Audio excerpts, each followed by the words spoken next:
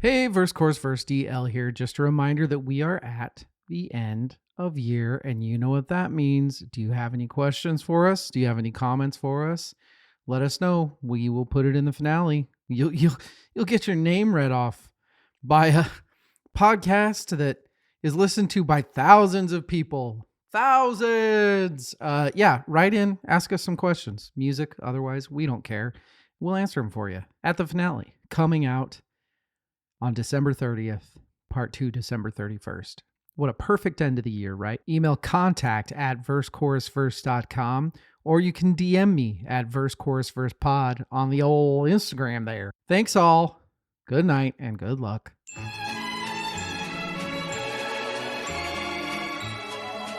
Hey kids, DL here from Verse Course Verse, reminding you all not to do drugs.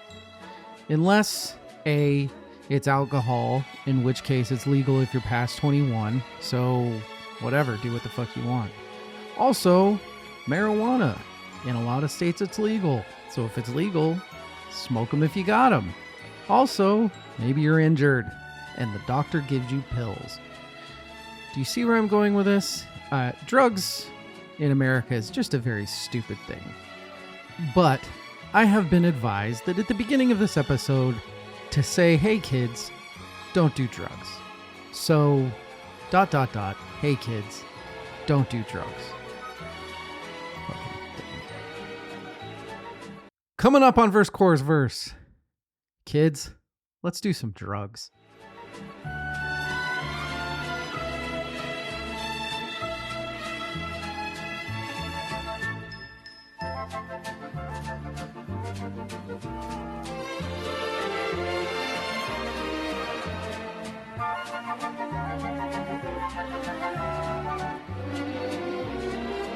Hey everybody, welcome to Verse Course Verse episode 216.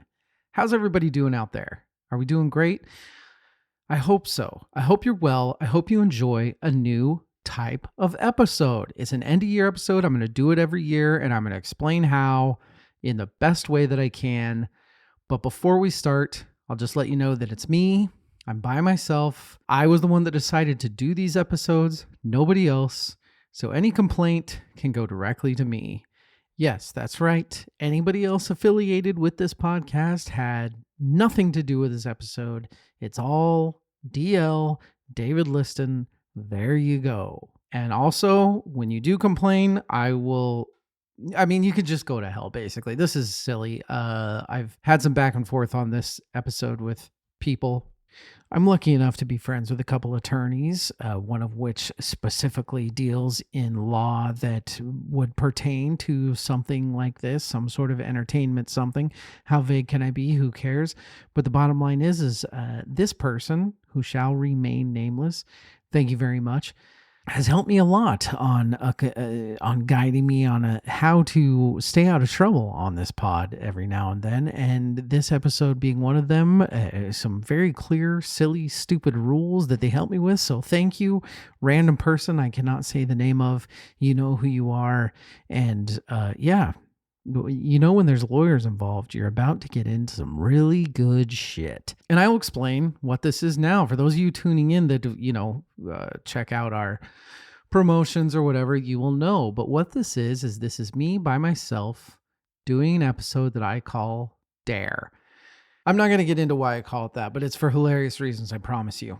So what I have caught myself thinking of over the last year or 2 or 3, now that I'm older, now that I'm wiser, is that I will listen to certain albums that either audience member sends in or Evil gives me or things like that. And I have caught myself thinking frequently, hey, if I still imbibed in certain things, if I still smoked a little marijuana every now and then, if I were still youthful enough to try this specific drug when or that specific drug then, I bet I would really, really like this album while I was high.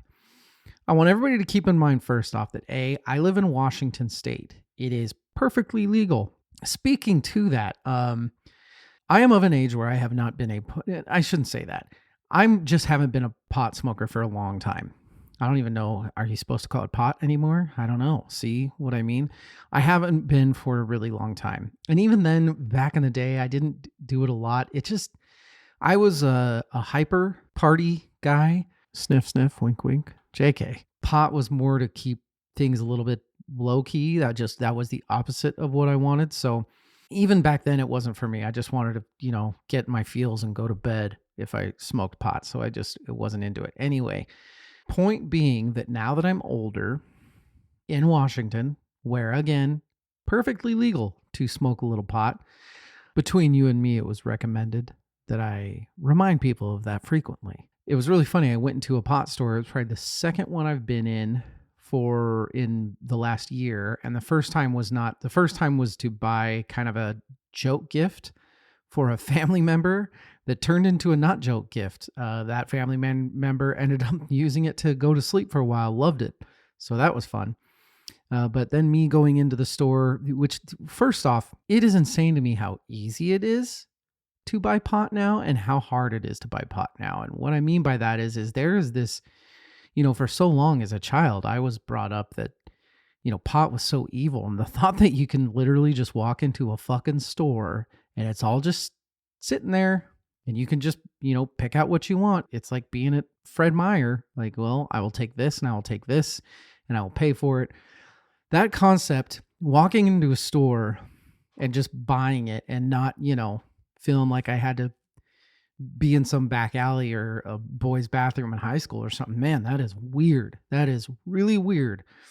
It's kind of fun because it's so easy. And yet I walk into the store and there are 8 million types. There are strands and there's sativa and there's blah, blah, blah. And it's insane.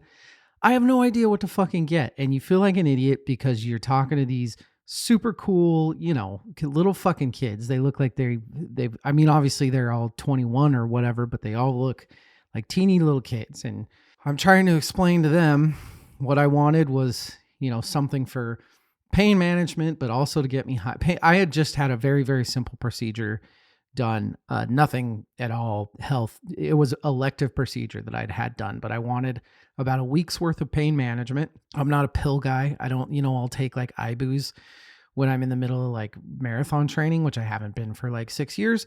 That's neither here nor there, but yeah, pain management and then actually to get high. And the reason that I wanted pot for the first time in a long time and was able to get it because these very nice kids walked me through how to buy it. And yes, I felt stupid. And yes, it was daunting because like I said, a million strands to do this and that, is that what I have decided to do is I've decided to break down one album a year on a specific substance, whatever that may be, that you are supposed to be on to enjoy a specific album. Supposed to is probably the wrong word. You know what I'm trying to say though. I am going to do this at the end of every year. It's a thought experiment. Some of you you don't like this concept. I don't care. I think art is subjective. And I don't like that I feel like I'm missing out on certain things because of lack of mind alteration. And maybe it's a midlife crisis thing. I don't think it is. I've always felt like this about drugs. I don't think that drugs are the end all be all. You're going to fucking kill yourself if you smoke some pot. I'm not that type of person. I think that it's very healthy to want to expand your mind, especially as a complete music lover that wants to really enjoy things and not so much more enjoy them, but in a different way. And I've realized a couple of smart things that I did with this and a couple stupid things, and I'll get into that later. But that is the point of the episode. The rules of the episode were as such. I can only make notes on the music that I'm talking about. I can only listen to the album that I'm talking about while high on marijuana in Washington only, where it is perfectly legal for me to recreationally smoke pot. Okay. That is what we are doing. And the album that I picked, and once again, realizing that I made a wise decision and a stupid decision for the first one, is none other than probably the most famous You Should Be High album of all time, Dark Side of the Moon by Pink Floyd. Why was it smart? Because it's easy.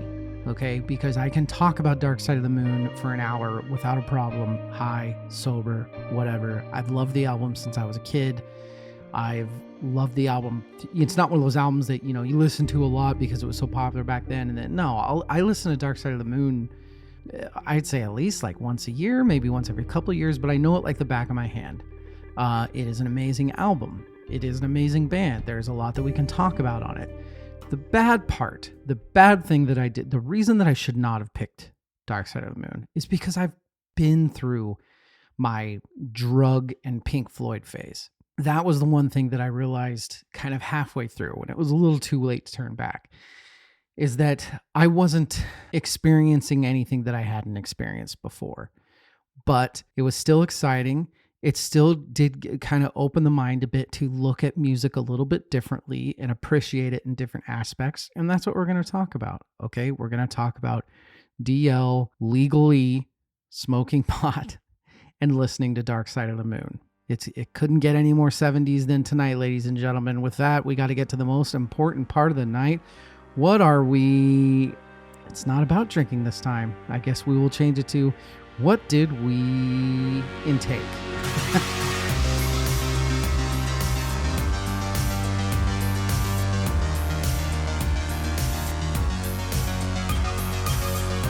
So shout out to Live Temple, LIVTEMPL. I purchased 2 separate joints from this company, Live Temple. It is a prepackaged, very lovely THC and CBD indica, White Tahoe cookies, and CBD sauce rosin. It is an 18-ounce joint, basically. Apparently, it may be habit-forming, and it's unlawful outside of Washington State, where I am. I also bought the same company, Blue Raspberry Cough CBD sauce rosin, a sativa, THC and CBD. Funny enough, may also be habit-forming and still unlawful to outside of Washington. The percentages, much like an ABV, THC on the indica is 2.2. On the sativa, it's 2.6. THCA, 23% on the indica, 13 on the sativa. CBD, 6 and 8%. CBDA, 0.2 and 3.8%. Total, the indica has 31%, the sativa with 28. I will explain that I did listen to the album while on both of those and explain what made it different. It did make it a little bit different. We'll get into that, but that is what happened. I did smoke 4 times, essentially. No times did I just get, I'm old and I'm a parent and I didn't get super high.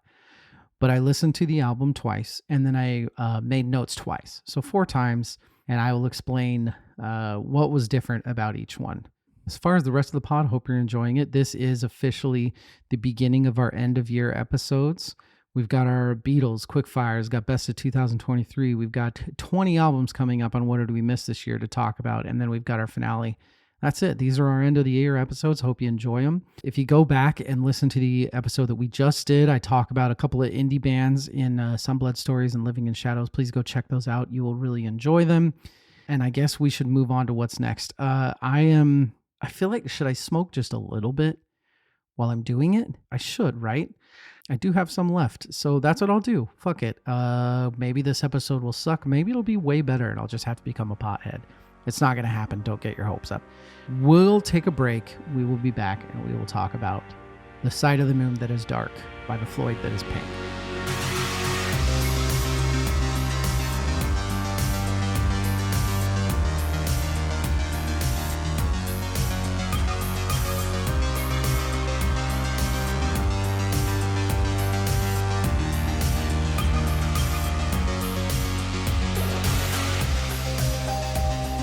We are back. So first things first, one of the things that kind of sparked this, picking Dark Side of the Moon, is the fact that I picked up their 50th anniversary vinyl this year. It is beautiful.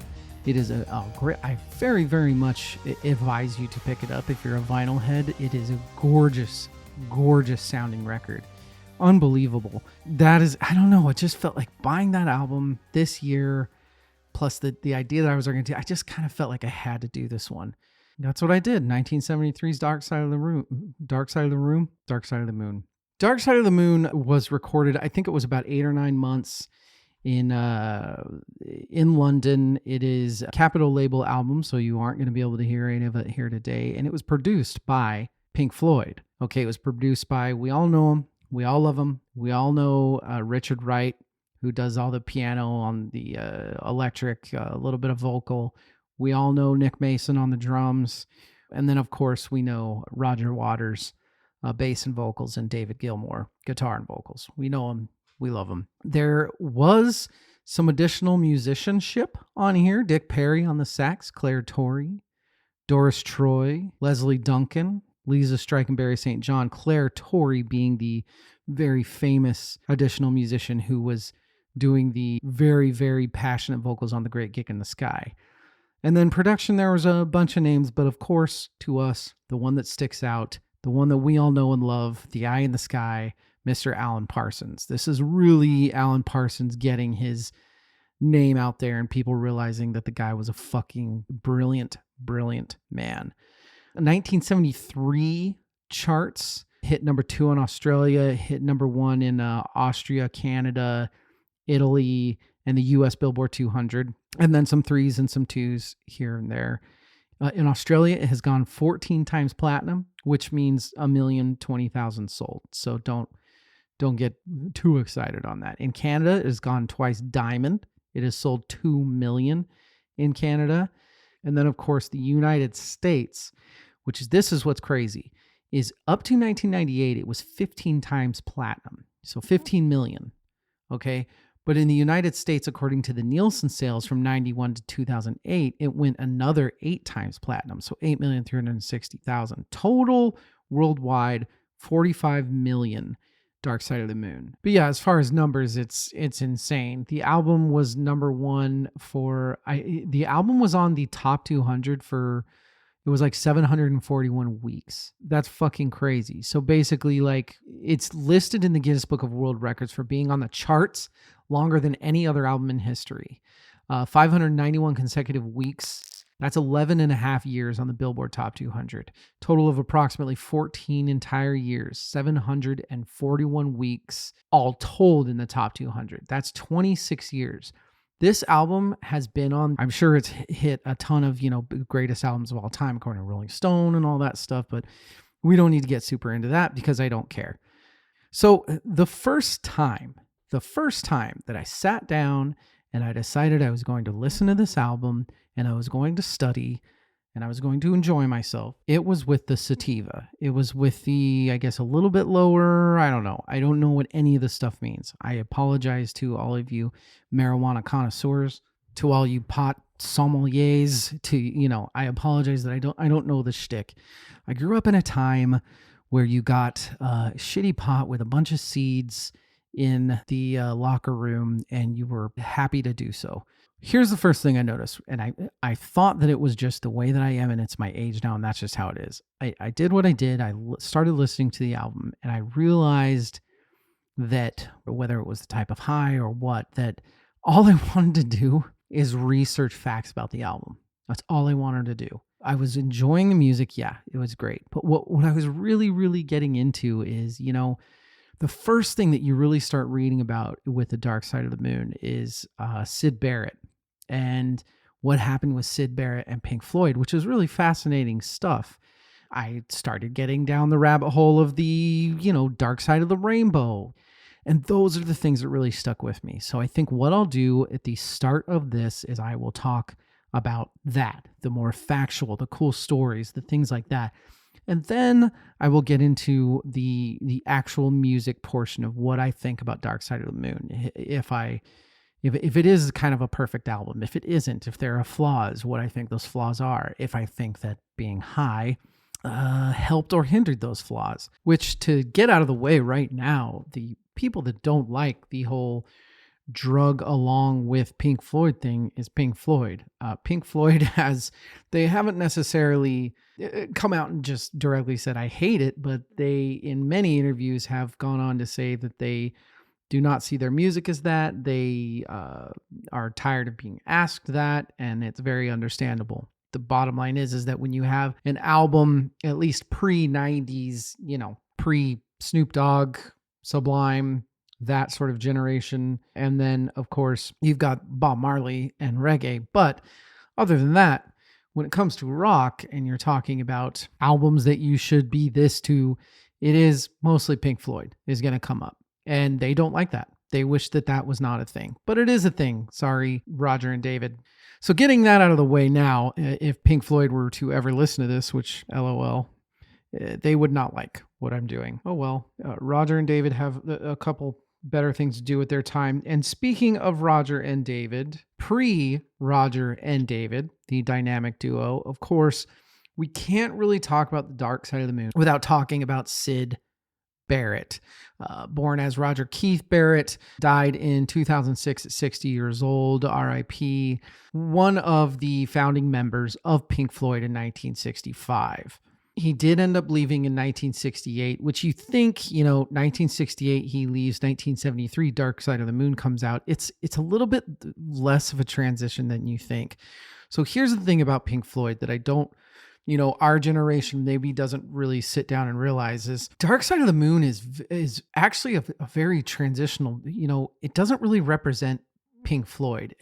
I guess you can see it as a turning point of what their music meant and how much thought was put into them. But if you listen to their albums before, if you listen to the Syd Barrett Pink Floyd, if you listen to, Saucer Full of Secrets and Piper at the Gates of Dawn, which that's pretty much it, you're going to hear a different style of Pink Floyd. And a lot of that is because of Syd Barrett, vocals and guitar. That's a big part of music.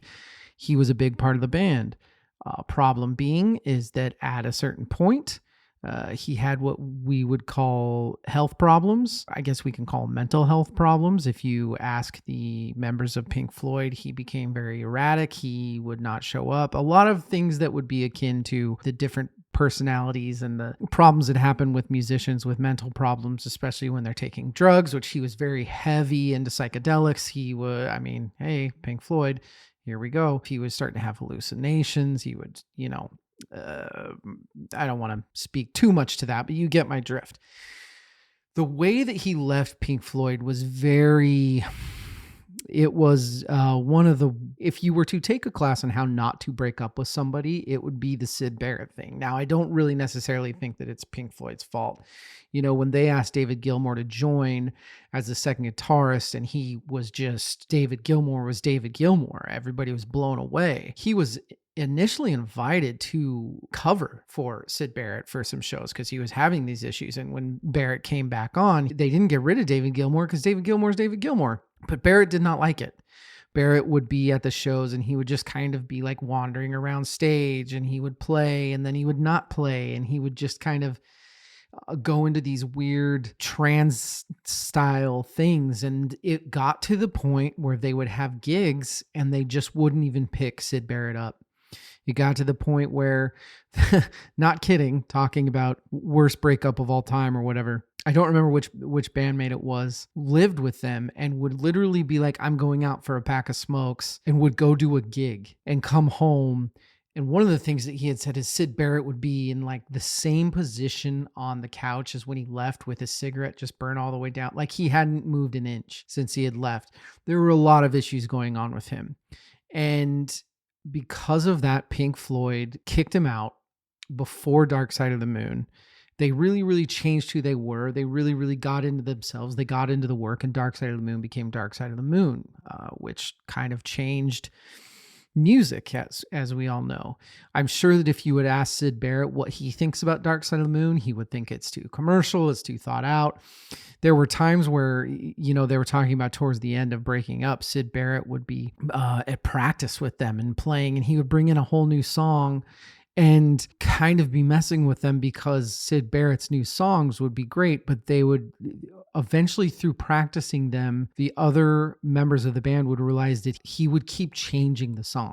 Like they couldn't learn it because he would just keep changing it. And they didn't know if it was just because of what he was going through or if he was fucking with them or what. A lot of that sort of stuff. Now, one of the reasons that that's so important to this specific album, not just because Syd left before it, because of that, David Gilmour and Roger Waters were really able to concentrate on themselves and the rest of the band with Alan. But A lot of Dark Side of the Moon is about Syd Barrett. They have definitely come out and said that, yes, I think watching such a huge talent and somebody that they love so much end up becoming this thing, much like if you think like what New Order did with Joy Division and certain things like that. A lot of the stuff after kind of pertains, I think it weighed really heavily on them.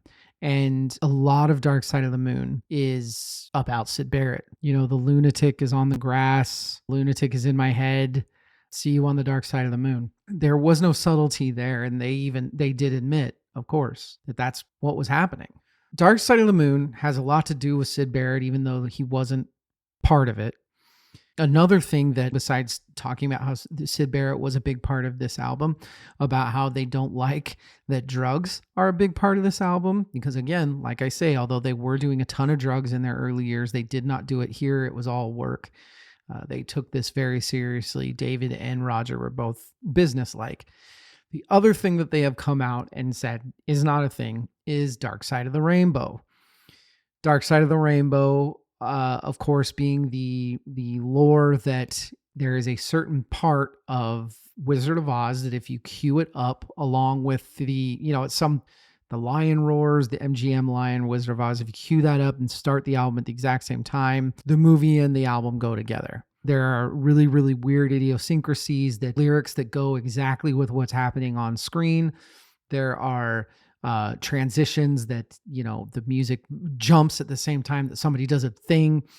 It's all happenstance. It's all luck. It's all 7s and 3s and, bullshit, which I very much believe. I do not think that Pink Floyd was putting something together to Wizard of Oz, and definitely more of a compliment, because there's too much in this album.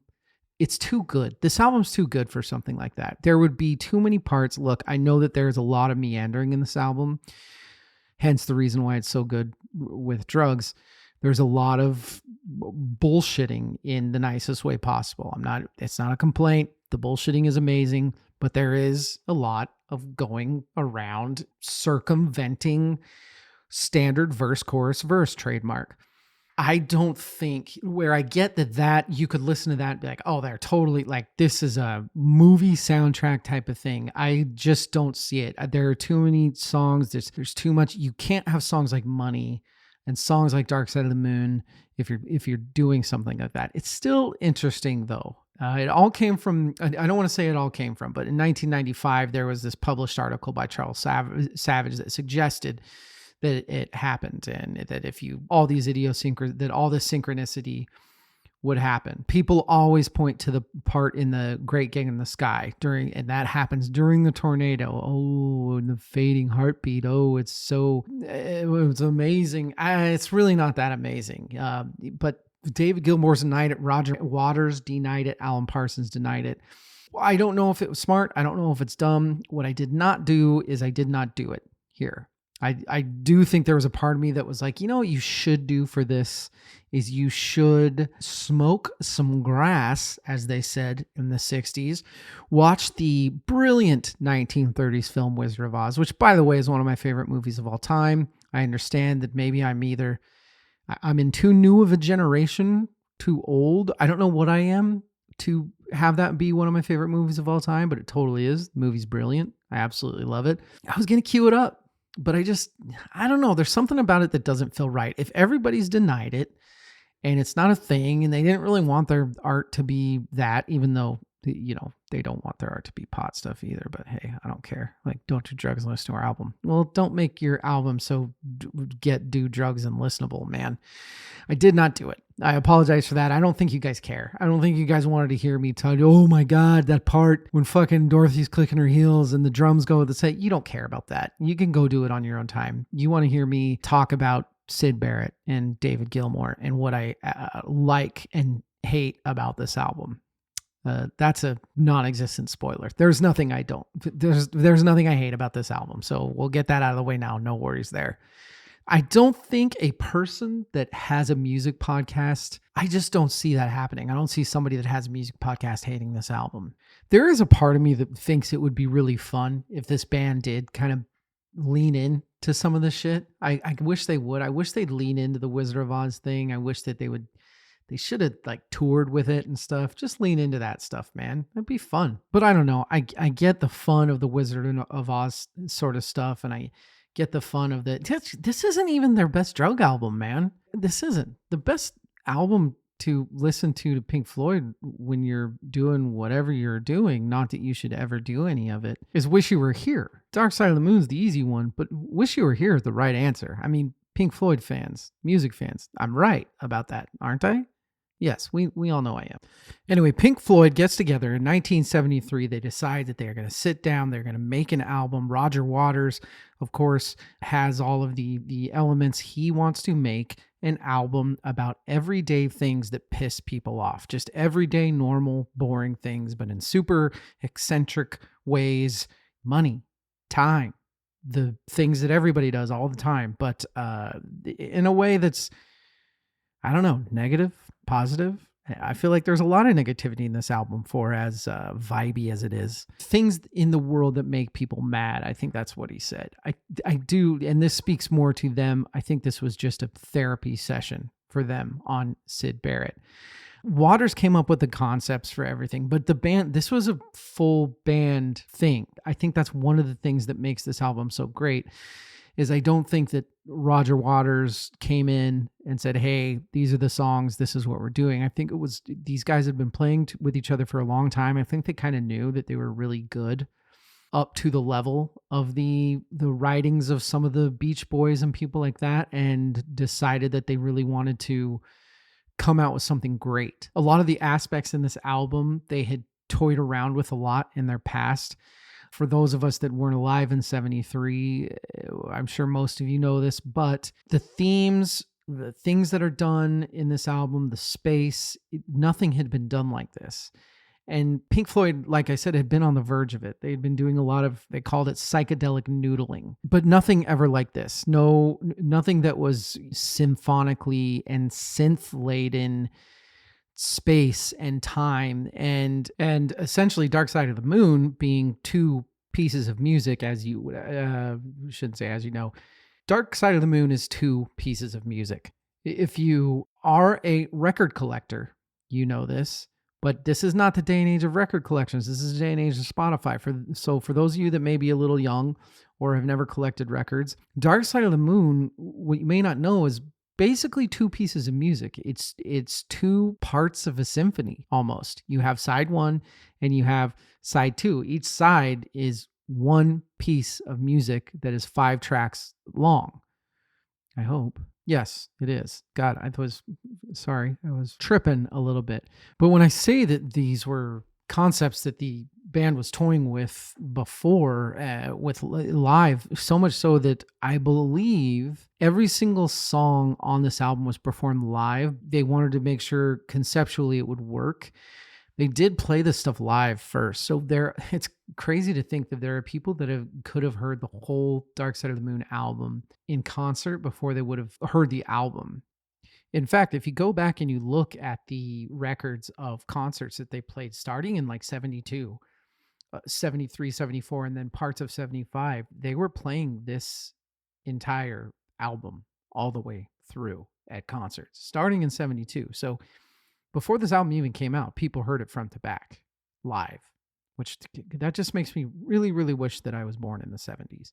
I didn't know this. Paul and Linda McCartney were supposed to be on the album, and then they weren't. Funny enough, I don't remember what song it was. Play it really loud in your headphones. At the very end, you can hear what song is it. It's a Beatles song. You can hear it playing in the background. I think that the people at Abbey Road were probably just listening to it or something. But yeah, Paul and Linda were working with Wings at the time, and it wasn't even like they just couldn't make it. It was Pink Floyd said no. I think Paul was in a very goofy period in his life, and Pink Floyd wasn't into it.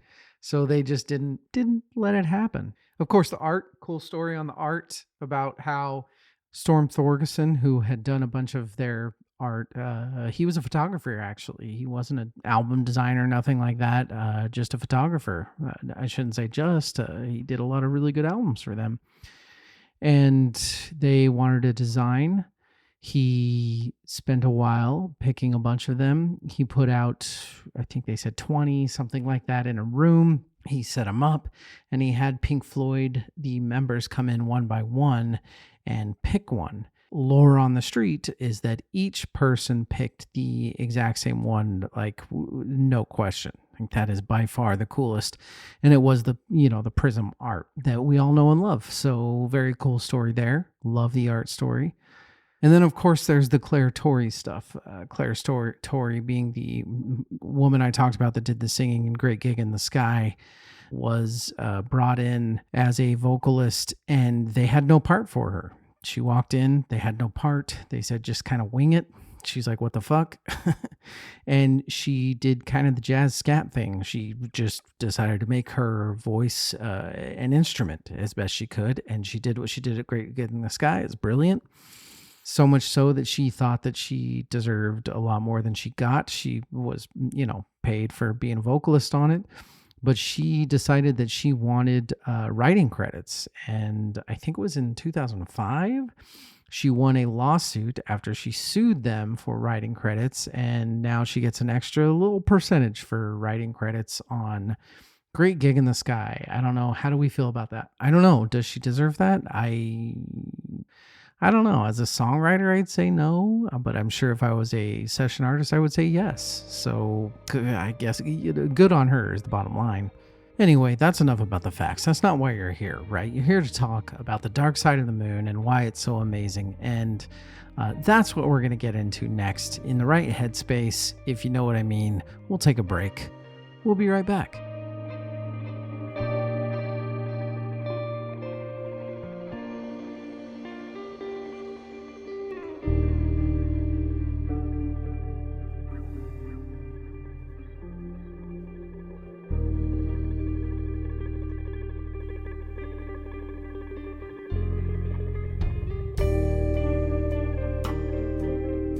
We are back.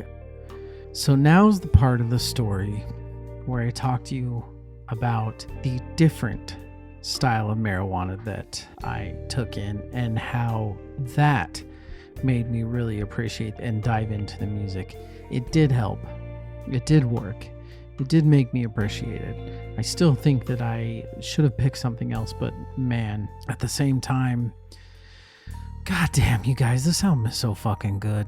So I think we should talk about it. Congratulations to the Plastic Ono Band for giving a little bit of influence to Roger Waters and Pink Floyd for this.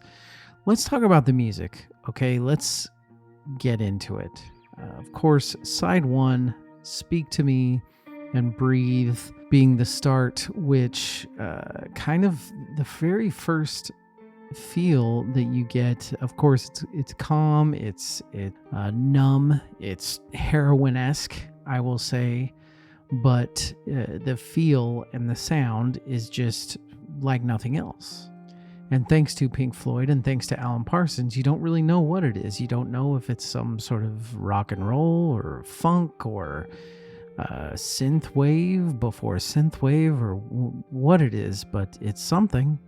But you begin the album with Breathe, which is the beginning of life, I guess is what he was going with. And of course, that's kind of the way you feel in it. And leading into it, I'll just say that yes, there is no, guessing game or whatever. This album is fucking amazing. It's amazing if you consider when it was made. It's amazing if it would have come out now. It's just an amazing album.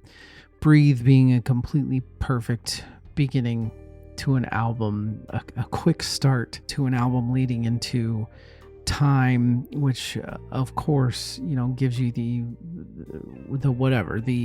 confusion and the banging around your head of the clocks and whatnot, but then leading into twangs of the, spaghetti western guitar and the bells, which is perfection. This, of course, being the first song that kind of has a bit of a normal structure, and that the singing is just so perfect. You've got it's such a rock vocal here that you don't really expect, especially after Breathe, which is such a calm, light, airy, let's guide your meditation. This is rock. And it's amazing. And yes, it's heightened when you have partaken in certain things. But beyond the guitar solo of Time and the amazingness of it and the production and everything, what I love the most is the reprise at the end of Time back into Breathe, which really gives you a feel of what this band was trying to do, which really gives you this is fucking Baroque. This is elder composers, a masterpiece in the form of an album that is the concept is bewildering in that they are sticking with themes and they are going back to themes, but not in the same way. It's really just an incredible thing that they're doing. And I don't know if I've said this, I've had to have said this before on this episode. My God, they do not make albums like this anymore. Great Gig in the Sky comes on initially Religion when they were still touring with it before the album. It's amazing and it's beautiful and the singing is just fucking incredible. And she's right. It is a whole other instrument. She's wrong. She didn't write anything. She just sang, which, hey, that's great. Coming into a studio cold, doing what she did, and she deserves it. Pink Floyd has enough money. Who cares? But the song's amazing, right? It's the Great Gig in the Sky. Leading into Us and Them, which is 7 minutes and whatever, I think, of just a lot of people would say that it's the album's greatest song. The chord changes in it are beautiful. The piano is amazing. It just draws you in so much on this song. And I just feel like Us and Them has to be one of those parts in the album where they had to have looked at each other and just thought, my God, we've really done something here. The dynamics of this album, which are from beginning to the end, really Us and Them is the one where it shines the most with the harmonies in the big boastful choruses led up to by these slow, light piano, saxophone, sultry saxophone solo. It really is a blueprint in how to write songs, how to write albums. Coming to this catapult of like I said, of a great song, it blends so seamlessly into any color you like, which is kind of opposite to me about it. It's this very, very carefree, sorry Pink Floyd, but here's where we are, letting you enjoy the journey, so to speak, where Us and Them is kind of trying to tell you something. This is more, hey man, isn't this awesome, man? And it is. It's a wonderful transition from Us and Them being a bit of a pinnacle of a symphony of piece of music into this, which is a light, enjoy this train ride journey into something else. Something else being the same chorded themes as Breathe, which speaks more to the symphonic parts of this album.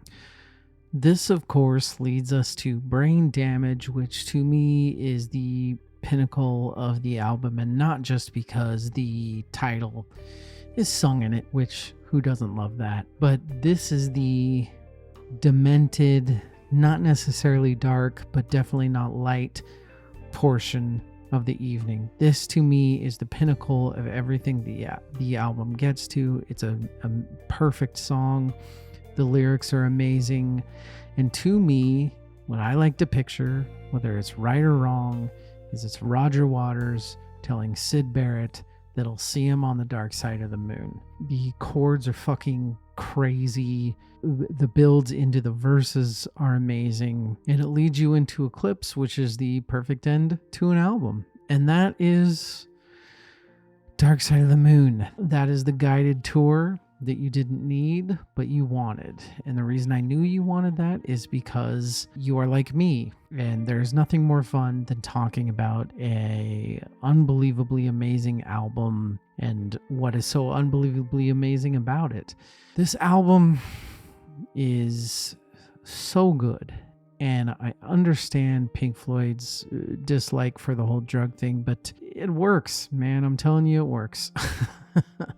Pink Floyd would continue to make really, really great music, and I being one of the very few that really enjoyed Division Bell, I I think a lot of their stuff after this was really good. It wasn't the same.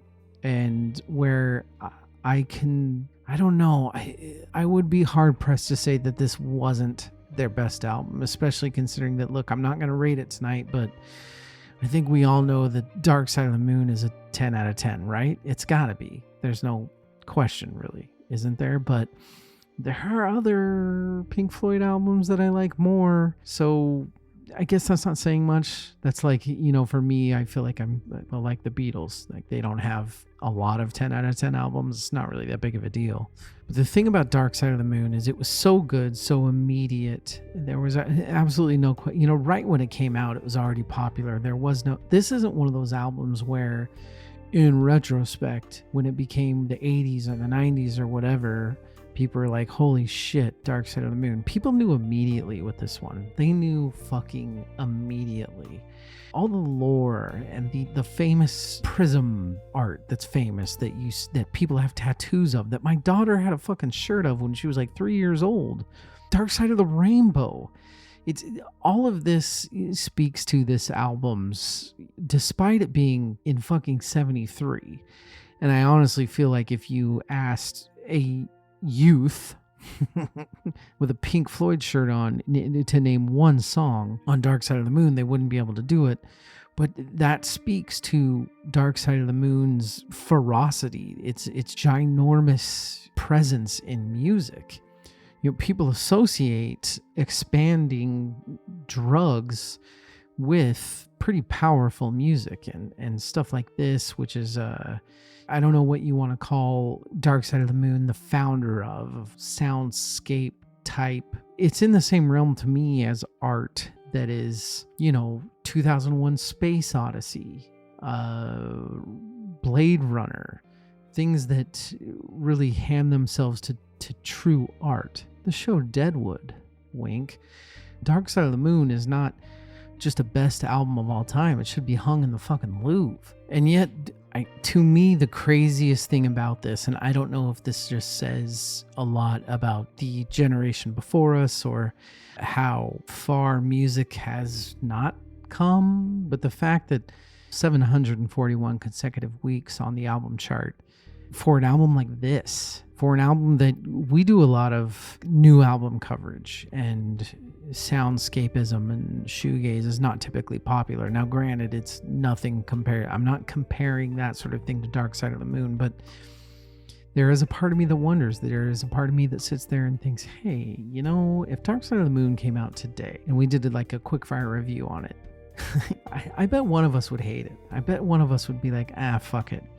And even now, with Pink Floyd, I know that Evil's not a big Pink Floyd fan. I don't know about Rachel. She likes 70s rock, so I imagine a little bit. But it's funny, if I had them listen to this, I don't know. Maybe I have to do it. I don't think they listen to the pod. So maybe that's a little inside joke between the listeners and me. Maybe this year I have them listen to Dark Side of the Moon and see what sort of mediocre fucking review they give it. And then we have to shut down the pod. Be kind of fun, right? Takes you on a beautiful ride with some very obvious 4/4 music, some very not obvious where am I taking you music. It's just the biggest journey of an album. And to me, that's what an album is all about. My God, if you own a record player, go listen to this. If you don't, go buy a record player and buy this vinyl and go listen to this. You're listening to this podcast. You have to love music, at least somewhat. So let's do some questions to end this off. Some awards and categories. I guess you could call it that. Something of that nature. Hey, it's verse, chorus, verse. We got to do what we do, right? I love my awards and categories. The first one that I will do, is there a noticeable difference between whether you're listening to this sober or not sober? This is a kind of a hard one to answer, but I'm going to say that it depends a lot. I think it's more about the headspace you're in and where and when. If I'm taking a break at work or I'm driving to work or something like that, I'm listening to Dark Side of the Moon, it's going to hit a lot differently than if it's at night on a Friday and I'm just trying to relax and I'm taking it in. I don't know. To tell you the truth, I don't know if there's a huge difference. I will say that once I got my hands on the specific type of indica side of things, that yes, it made quite a bit of difference. And I don't know, I didn't listen to any other music. I don't know if it was you just concentrate harder on it. I don't know. But it definitely made a difference. You definitely do the thing where you start to pay a lot more attention to the quadro whatever that Pink Floyd did, where you don't only, they were so obsessed with how people heard things. That's why, at concerts, they would have speakers in the back of the rooms so that they could do the, 4-point speaker thing where you're hearing things from all angles. They were very, very good at that. And all that sort of stuff kind of fucks with your head, which when you're stoned, exacerbates things, but in a great way. So to me, yes, there's definitely a noticeable difference. I don't know if it matters because Dark Side of the Moon is the type of album that I will also be sitting in my living room having a scotch relaxing, and I'm sure I wouldn't like it any less. Maybe that should be an experience. Maybe I should have to do that. Wouldn't that be a nightmare? Do I recommend it? So first of all, kids, don't do drugs. Second of all, I feel like it's a rite of passage. I feel like I don't have to recommend it. I feel like at some point, every human worth their weight in salt is at some point going to get a little high and listen to Dark Side of the Moon. Here's what I won't say. I won't say that every single human being in the world should, at some point in their life, get stoned and listen to Dark Side of the Moon. I will not say that. And that's all I have to say about that. Is it needed? Is this music just not the same without it? To me, this is where it's a definite no.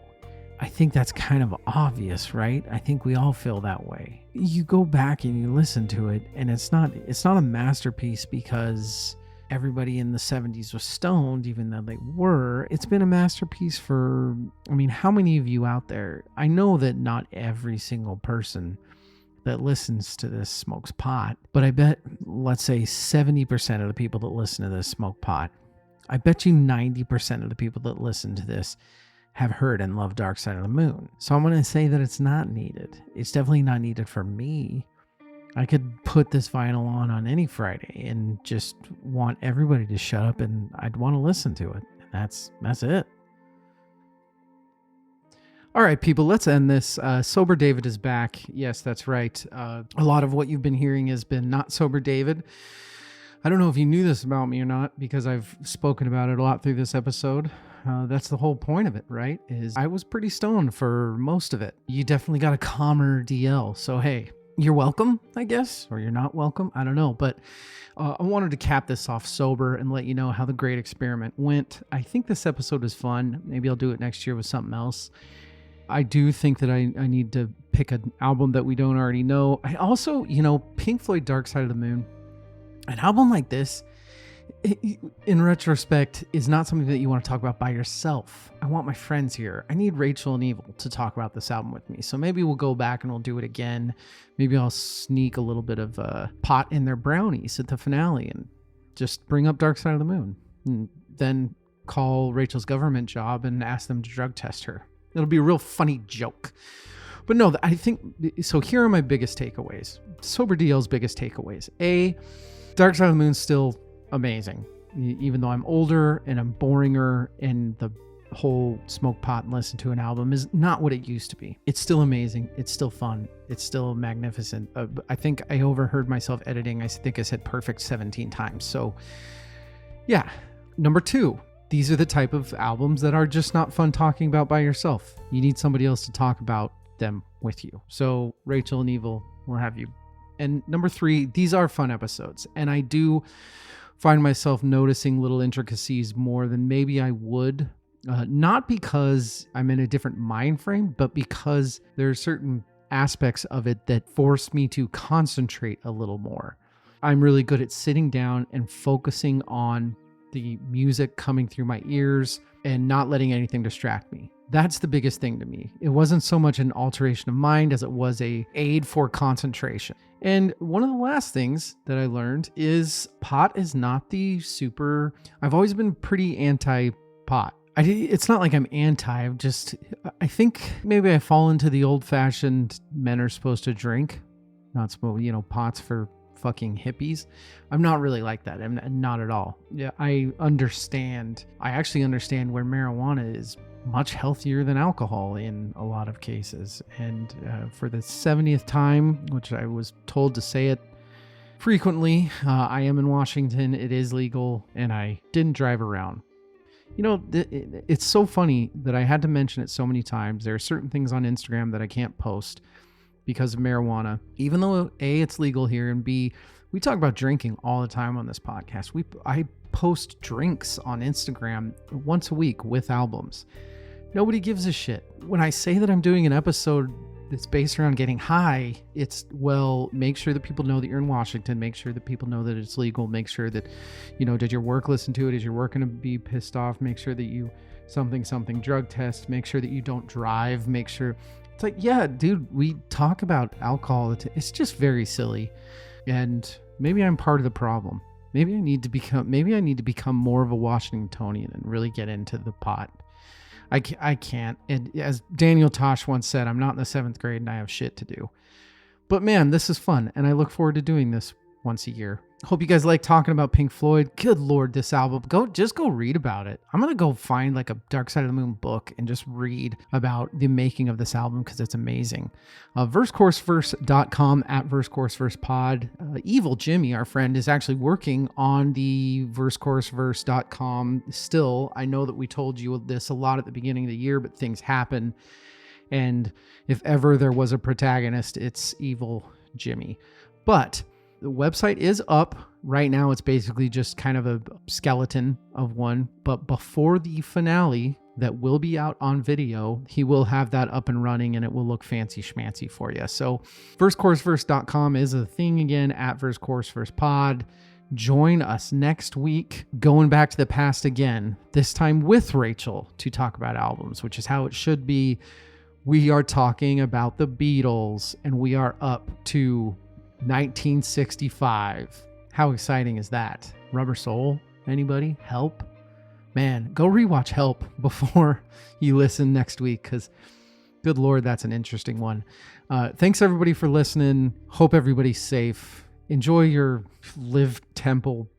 Man, it's so funny buying a joint. It's just hilarious. Feel like a kid again. Kind of love it. Everybody, go listen to Dark Side of the Moon. Don't do drugs. Good night and good luck. I smoke 2 joints in the morning. I smoke 2 joints at night. I smoke 2 joints in the afternoon. It makes me feel alright. I smoke 2 joints.